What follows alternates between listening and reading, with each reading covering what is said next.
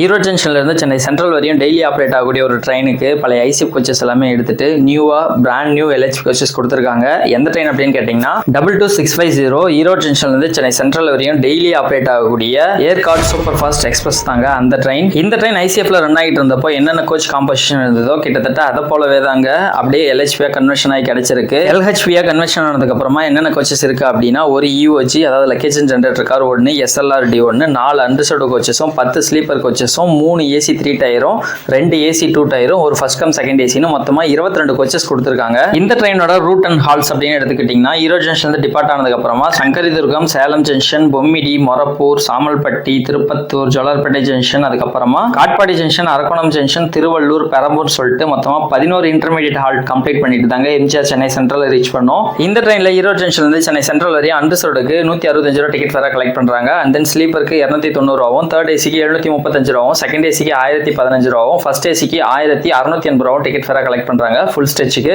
இந்த ஏர்கார்ட் super fast எக்ஸ்பிரஸ்ல Erode ஜங்ஷன்ல இருந்து Chennai central வரையும் ஃபுல் ஸ்டேஜ் நம்ம டிராவல் பண்ணுவாங்க. ஸோ அதோட ஃபுல் வீடியோ வந்து பார்த்தீங்கன்னா நம்ம யூடியூப் சேனல் இருக்கு. ஸோ அதோட லிங்க் கீழே கொடுக்குறேன். உங்களுக்கு தேவைப்பட்டுச்சு அப்படின்னா கண்டிப்பாக ஓப்பன் பண்ணி பார்த்துக்குங்க.